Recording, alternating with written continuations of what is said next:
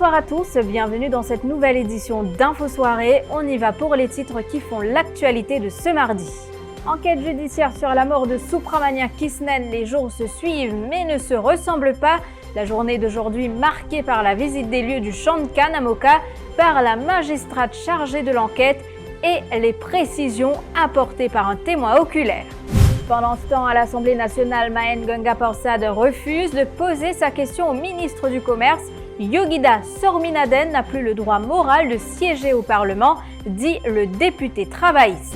Toujours au Parlement, les 50 respirateurs artificiels achetés auprès de la firme Pack & Blister ne sont toujours pas opérationnels. Révélation du ministre de la Santé, Kailash Jagatpal. La National Empowerment Foundation a fait des heureux aujourd'hui. Plus de 45 maisons livrées ce matin. Le feu s'est déclaré entre 18 et 20 heures le vendredi 16 octobre dernier. C'est ce qu'a révélé un témoin qui a déposé dans l'enquête judiciaire devant le tribunal de Moka ce mardi. Il s'agit du jour où Subramania Kisnen a disparu. Le témoin, un habitant de Telfer Moka, réside non loin du lieu où le corps calciné de l'agent du MSM a été retrouvé. Il a expliqué que c'est lui qui avait fait la découverte macabre avant d'en informer la police. Les précisions avec Elodie Domen. Ce mardi, la magistrate Jagarnath, des avocats, des enquêteurs et des témoins se sont rendus sur les lieux où le corps de Subramania Kisnen a été retrouvé. Après plus d'une heure d'inspection, tous les protagonistes se sont dirigés vers le tribunal de Moka pour procéder à l'audition des témoins. C'est alors qu'un habitant de Telfer Moka a dévoilé certaines informations importantes.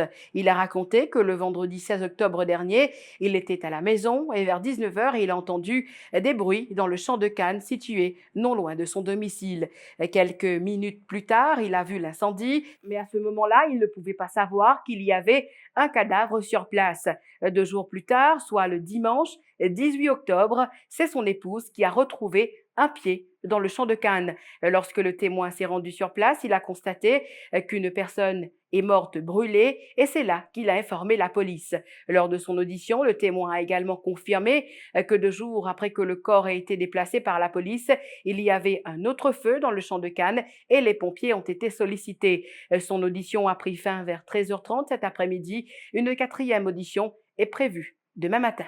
Plus tôt dans la matinée, l'enquête judiciaire sur la mort de Subramania Kisnen a entamé une nouvelle étape avec une descente des lieux de la magistrate qui préside cette enquête à l'endroit où le corps de l'homme d'affaires avait été retrouvé dans un champ de Cannes à Telfer Moka le 18 octobre dernier. La magistrate était accompagnée d'un représentant du DPP et des avocats de la famille du défunt, un exercice qui s'est déroulé en présence de l'épouse de la victime. Voyez plutôt les images.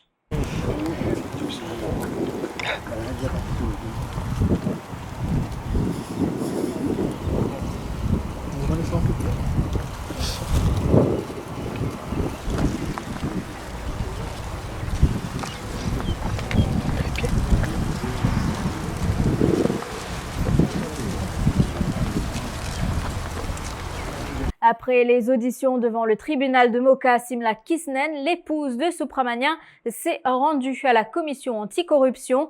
Elle était accompagnée de l'un de ses avocats, Anup Goudari, et a porté plainte contre le ministre Yogita Sorminaden concernant l'affaire d'emploi fictif. Simla Kisnen a fourni des documents aux enquêteurs de l'ICAC qui démontrent que son nom figure sur la liste des constituency clerks de Yogita Sorminaden. Or, l'épouse de Subramania Kisnen a affirmé qu'elle n'a jamais travaillé avec ce ministre de la circonscription numéro 8. L'opération Dladsu à Beauvallon n'était pas un exercice de control delivery, mais une opération sous couverture qui comprenait 15 limiers de Dladsu, précision apportée par le Premier ministre ce matin. Pravin Jugnauth répondait aux questions liées à l'opération Dladsu du 24 novembre dernier, date à laquelle la constable Dimple Raghu a perdu la vie. C'était lors de la PMQT ce mardi. Le chef du gouvernement rassure que la brigade antidrogue dispose de tous les équipements et des ressources nécessaires ont été déployées, dit-il. No return request on behalf of late WPC 625 Raghu to be transferred from Atsu. And with regard to leave, yes, I am informed that she had applied for 21 days of vacation to be spent from 24th of November, but she was called for that operation, and I am informed that it is also a practice that when certain officers who have been working on a specific case, wherever they are, even on leave, they can be called, and that is how in this case, she was called to form part of the team. Les 50 respirateurs artificiels achetés au coût de 80 millions de roupies en juin dernier auprès de la firme Pack & Blister, toujours pas opérationnelle. Affirmation du ministre de la Santé au Parlement. Kailash Jagatpal affirme que 10 de ces 50 respirateurs artificiels ont été calibrés par 2 techniciens turcs pendant la période du 12 au 21 novembre pour évaluer leur efficacité. Ces 10 ventilateurs ont été placés sur une période d'essai. Kailash Jagatpal a concédé qu'il y a eu un retard, mais selon lui, c'est dû à la pandémie de la Covid-19. Les députés de l'opposition ont réclamé la mise à pied du ministre de la Santé pour avoir mal géré ce dossier. Et puis, il y a eu l'épisode Mahengonga Parsad qui a refusé de poser sa question au ministre du Commerce. Yogida Sorminaden n'a plus le droit moral de siéger au Parlement, dit le député travailliste. Je vous retrouve après la pub.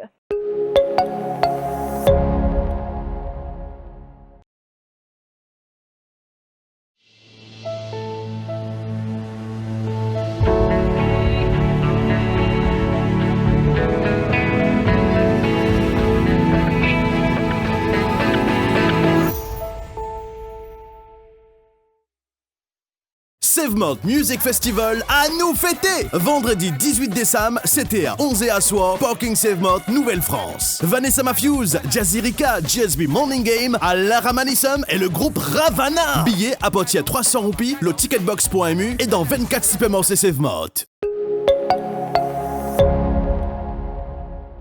Des personnes du secteur privé et du secteur public ont profité de la Covid-19 pour se faire des millions de roupies et cela est inacceptable. Ce sont là les propos du directeur général de la commission anticorruption dans un discours en anglais d'une vingtaine de minutes que nous a été relayé par le service de presse du gouvernement.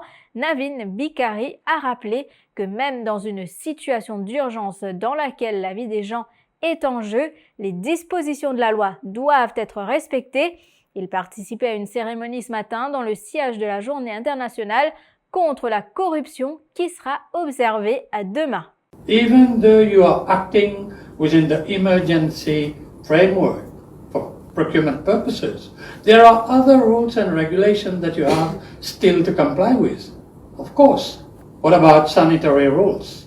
But there is a tendency, deliberately or not, to forget about this. It's wrong. And this is what has happened.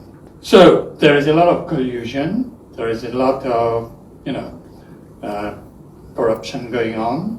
Because the funny thing is, we ended in a very specific situation where we had to start a major investigation into the health system. And this is, what exactly happened.